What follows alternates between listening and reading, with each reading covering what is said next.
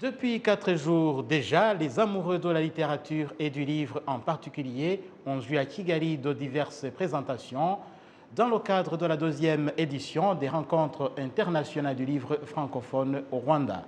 De nombreux grands noms du livre en Afrique ont fait le déplacement de Kigali. Parmi eux, le prix Goncourt 2021, entendez par là le Sénégalais Mohamed Mbougar Sarr et bien d'autres. Patrick Nilidandi nous fait le point. C'est pour ça que très tôt... C'est pour la deuxième fois que le Rwanda organise les rencontres internationales du livre francophone. Sous l'initiative du Centre culturel francophone du Rwanda, cette deuxième édition se tient du 1er au 4 mars courant à Kigali. Plusieurs grandes pointures du livre francophone du monde ont fait les déplacements de Kigali. Ils viennent d'Europe, de Caraïbes, d'Afrique, mais aussi des ressortissants rwandais. Mohamed Kassimi, Carole Kalemera, Bernard Lagier, Vincent Mabachaka, Yolande Muka Gassana, Dorsi Rugamba, Wilfried Sondé, Beata Oumoubiei Merez et bien sûr le prix Goncourt 2021, le Sénégalais Mohamed Mbougar Sarr. On a imaginé ce projet l'année dernière, où c'était donc les premières éditions des rencontres internationales du livre francophone, suite à une idée d'un auteur rwandais, Joseph Ndiawine, qui avait l'idée de créer un salon du livre. Et à partir de cette idée, on a, consolidé cette idée de salon par des rencontres, qui seraient des rencontres à la fois littéraires, mais aussi des rencontres professionnelles, pour promouvoir le désir de lecture dans la société rwandaise, promouvoir le livre et promouvoir les écrivains rwandais, mais aussi du continent. Et on a conçu la programmation à partir de quelques modalités de sélection des auteurs, avec l'idée que Kigali soit une plateforme continentale de la littérature francophone, avec l'idée d'associer et d'inviter les auteurs issus du continent africain ou vivant sur le continent africain et écrivant en langue française à venir partager et débattre autour de thématiques qu'on a préalablement définies. Pour ça, on a travaillé donc nous, Institut français, avec Ishio Art Center, donc Carole Karemera, Beata Oumoubiei Merez, Dominique Sélis et Joseph Ndiawine sur les éléments de programmation de ces rencontres du livre. À part des échanges autour du livre, ces rencontres sont aussi l'occasion de faire des interventions dans les écoles avec des explications du métier d'écrivain aux élèves des différentes écoles de la capitale rwandaise. Une floraison d'activités qui a débuté en mai 2021 avec l'ouverture du nouveau centre culturel francophone de Kigali.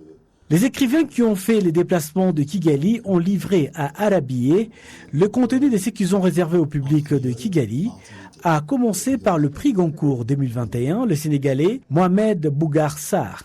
Je leur dirais que c'est normal d'avoir peur, de ne pas se sentir légitime quand on est jeune et qu'on ne sait pas tellement comment faire pour entrer dans ce monde de l'écriture, de l'édition. Ce que je leur dirais, c'est d'abord d'être patient, de prendre le temps de se former véritablement.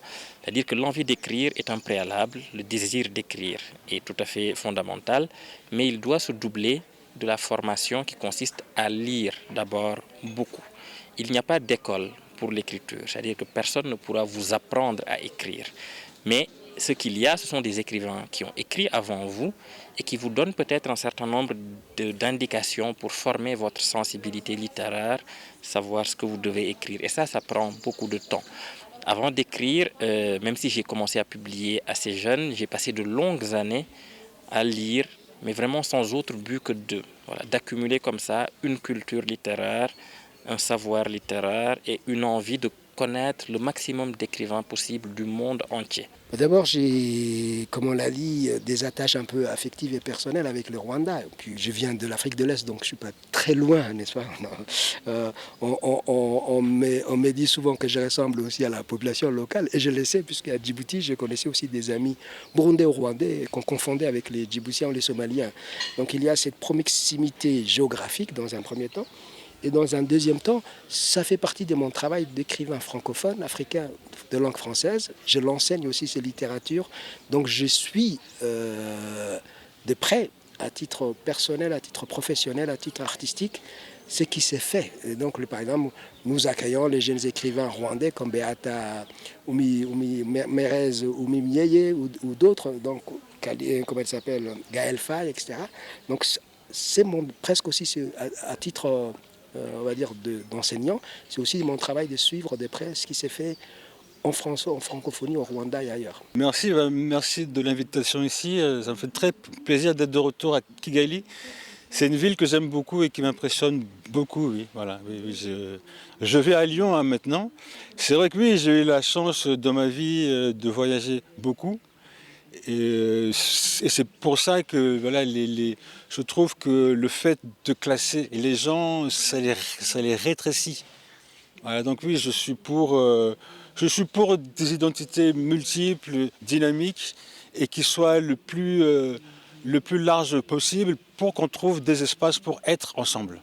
Les écrivains se sont également réjouis du pas franchi par le pays, du chaos de 1994 avec les génocides contre les Tutsis, à la résilience des Rwandais, mais aussi les développements rapides du pays. Je ne peux pas avoir une vue d'ensemble, ce sont des impressions, mais moi j'en reste là, je suis un artiste, donc je ne fais pas une étude scientifique élaborée, définitive, tu vois.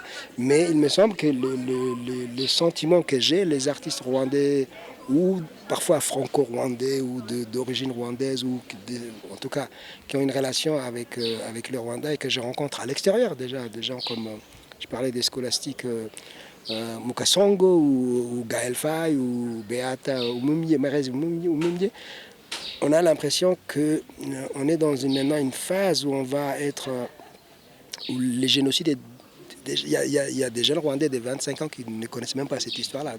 Donc on est dans une nouvelle phase, on est une nouvelle génération et la médiation elle s'est faite différemment. J'étais très heureux de discuter avec un jeune artiste rwandais qui me disait mais moi en fait je m'inspire de l'esthétique japonaise et comment par exemple les Japonais ont intégré leur culture tout en étant ouverts à la modernité. Donc je trouve que par exemple ces pistes-là sont des pistes d'avenir. Bon, c'est sûr que ce qui d'emblée est impressionnant dans ce pays, bon vous le savez mieux que moi, la résilience. Voilà, ce pays a su passer du chaos à un pays qui est une vitrine. Donc ça fait beaucoup de bien. Voilà, ce pays dit au monde, c'est possible. Voilà, il y a dans d'autres pays que je ne citerai pas pour ne froisser personne, on a l'impression qu'il y a du fatalisme, les choses ne changent pas. Le Rwanda a montré qu'avec de la volonté, une vision, un projet de société, ça bouge. Les amoureux de la lecture et des mots, ainsi que du théâtre, profiteront de ces rencontres internationales du livre francophone pour exhiber leur talent.